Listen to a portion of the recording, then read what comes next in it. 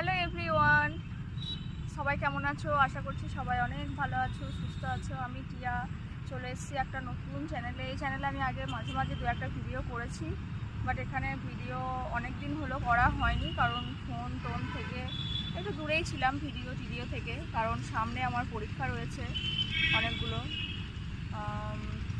কিসের পরীক্ষা? যেমন আছে হচ্ছে WBP, KP,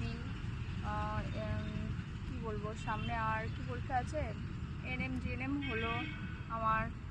তারপর আরও অনেক যে পরীক্ষাগুলো আপকামিং আসতে চলেছে সেগুলোর জন্য আমি প্রিপারেশন দিচ্ছি। সব থেকে হচ্ছে WBCS।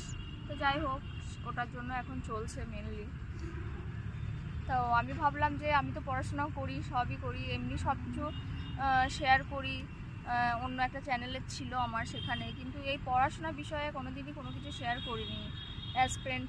মানে কীরকম যে আমি কিভাবে পড়াশোনা করছি, জীবনে কিভাবে সাকসেস পাবো যেদিন, সেই জিনিসগুলোকে স্মৃতি হিসাবে থেকে যাবে এই জিনিসগুলো।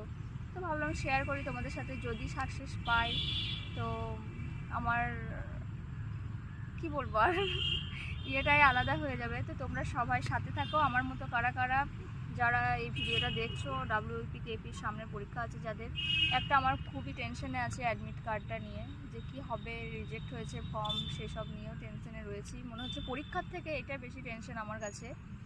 আর এখন পরীক্ষার জন্য অতটা ভয় লাগেনি, কারণ মনে হচ্ছে মক দিচ্ছি, মোটামুটি নাম্বার ঠিকঠাকই আসছে, 65, 61, 62 এরকমই থাকে আমার।